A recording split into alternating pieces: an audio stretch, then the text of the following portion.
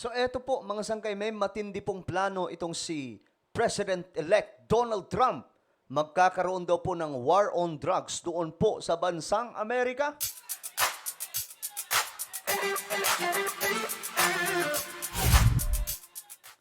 So hello guys, magandang oras po sa lahat ng ating mga kababayan, sa lahat po ng mga nanonood ngayon, sa lahat ng mga solid sangkay. Shoutout po sa inyong lahat. Mag-comment po kayo sa baba ng hashtag solid sangkay kasama po ang inyong mga lugar para syempre magkakilala po tayo dito sa YouTube. Alright, sa mga hindi pa po nakakapag-subscribe dito sa ating YouTube channel, tayo po ay 1.36 million subscribers na po. Ang dami na po natin, no? Kaya naman kung hindi ka pa po nakakapag-subscribe, ano pang hinihintay nyo? Click the subscribe down below, click the bell, and click all. At sa mga nanonood po sa Facebook, i-follow nyo po yung ating Facebook page. Okay, mga sangkay, eto pag-usapan po natin itong si Donald Trump. Kasi, mga sangkay, hindi pa po nakakaupo siya bilang presidente. Kasi patapos pa lamang po yung term ni President Biden. Pero mga sangkay, may mga matitindi na po itong plano kagaya po ng pagpapasa ng mga sangkay ng kanilang border at pagpapalayas ng napakaraming tao na illegal na pumasok sa bansang Amerika. Yan po kasi ang isa sa problema po ngayon ng US. Mga sangkay itong mga pumapasok ng illegal sa kanilang bansa.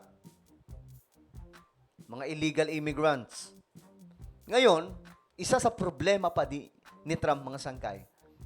Kasi ang bansang Amerika nalululong po sa pagkahilig sa paggamit, mga sangkay, ng tinatawag na fentanyl. At alam niyo mga sangkay, may mga nakausap nga po ako dyan. Ito daw pong fentanyl, malala pa raw pa pala ito, mga sangkay, kesa sa mga ipinagbabawal na pulburon. Alam niyo na yon, mga sangkay. Pinauso kasi nila yung word na pulburon, mga sangkay, no? Yan po yung ginagamit natin ngayon. Ngayon, ito po yung balita. Si Trump ay may matinding plano. Ito, tingnan po natin. Hindi pa nakakaupo, mga sangkay, pero nakikipagbardagulan na po siya sa China ngayon. Totoo yan, mga sangkay. Tingnan niyo yan, no? Sinisisi po ni Donald Trump ang China. Kasi itong China daw, mga sangkay, parang inaano daw po sila, nilulunod nitong fentanyl. Kasi maraming araw po, mga sangkay ang nahuhumaling na gumamit nito doon sa kanilang bansa, doon sa US. Mamaya ipapakita ko po sa inyo, mga sangkay, yung napakaraming tao doon sa bansang Amerika na talagang namang lulong na po dito. Alam niyo, mga sangkay, naalala ko, 'di ba may nabanggit po dyan si PBBM? Bakit pa bago-bago yung mga sinasabi daw ni PRRD? Sabi ni PBBM, ang effect kasi niyan, dahil yan sa fentanyl, kaya ganyan daw po siya. Well, hindi po natin alam. Pero kung babalikan po natin yung mga statement ni PRRD noon, gumagamit po talaga siya, mga sangkay. Kasi yun ang sinasabi ng doktor. Lalong-lalo na po nung nagkaroon po siya ng karamdaman sa kanyang physical. I don't know kung ano yun. Ginamit daw po niya yung fentanyl. At siya po mismo ang nagsabi, mga sangkay, na talagang okay daw po gamitin ito. Ang problema, yung nahuhumaling. Kahit ipinagbabawal na ng doktor, gumagamit pa rin, mga sangkay. Nahuhumaling sa paggamit na ito. Mas malala pa raw po ang dosage na ito. Ngayon, ayan, mga sangkay, inisisi ni Donald Trump itong China. Kasi ito daw po talaga yung dahilan bakit ang dami daw pong supply doon sa kanila. Ito pa, isa sa impormasyon na nalaman po natin tungkol po dito. Itong China, mga sangkay, yung chemical na mayroon po sila para mabuo itong fentanyl, alam nyo saan pinapadaan? Sa Mexico. Pinapadala sa Mexico, then from Mexico, papalusutin, mga sangkay, sa border ng US. Ganyan po kalala, mga sangkay, ang sitwasyon doon sa bansang Amerika. Kung kaya't itong si Donald Trump, mga sangkay, no choice siya po dito. Gusto niya po magdeklara ng war on drugs. Ito, mga sangkay, isa sa balita.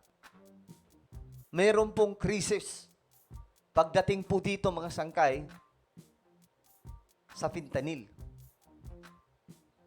at sinisisi ni Donald Trump ang bansang China. Kita niyo na mga sangkay. Alam niyo na ang posisyon ni Donald Trump. Mainit po talaga yung ulo ni Donald Trump pagdating po sa China. Mainit po mga sangkay. Bakit? Kasi nakikita nga po niya yung mga ginagawa nitong mga Chinese. Hindi lamang po sa Pilipinas, kundi sa Amerika din. Kung kaya't ito po yung kanyang, kumbaga, nakikitang solusyon. Kailangan magdeklara ng makikipaglaban mga sangkay tungkol po sa ginagawa nitong China sa US. O, ito yung balita.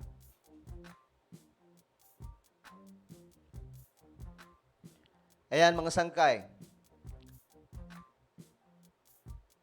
China has called on the United States to cherish Beijing's Ito mga sangkay. Hindi ko alam kung ano na po itong anti-drug cooperation.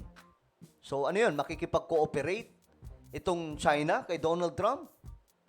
Kasi itong si Donald Trump nangako na mag-i-impose ng malalang taripa sa mga pumapasok mga sangkay na smuggled fentanyl sa China. Ito nga po ata yung rason mga sangkay kung bakit itong si Donald Trump naiinis ngayon sa maraming pumapasok sa border. Sa border nila kasi mga sangkay, pumapasok po doon yung iba't ibang mga lahi. Lalong-lalo na po itong mga galing sa Venezuela, Mexican. So, ayon po dito, the US President-elect said on social media that he would impose new. Ito, yung taripa, bagong taripa po ito sa China. Mexico, ito hindi lang China, Mexico at Canada. Mula daw po sa kanyang first day, unang panunungkulan sa kanyang opisina sa January 20. So, ayan na mga sangkay, umpisa na ng pakikipagbardagulan. Ayan ayon daw kay Trump, ang kanyang administrasyon ay, ito sabi niya, we will be charging China ng isa pong additional 10% na taripa above any additional na taripa mga sangkay sa kanilang mga produkto. So, ibig sabihin, hindi lang pala fentanyl ito mga sangkay, kundi iba pang mga produkto, madadamay. Sabi dito, hanggang na ang China ay effectively mapahinto ang pagpapadala sa US mga sangkay nitong fentanyl. Grabe, Tapang talaga nitong si Donald Trump, Walang talagang nire-real talk dito yung China, mga sangkay. Eto, si Donald Trump po kasi talaga, may political power na kaya niya pong pagalitan ng kahit kasinong presidente as long as nasa tama po siya. Kumbaga, nagpapakita po ito ng leadership na kaya niya pong tumayo kahit po dito sa mga kapwa niya, giant na mga bansa.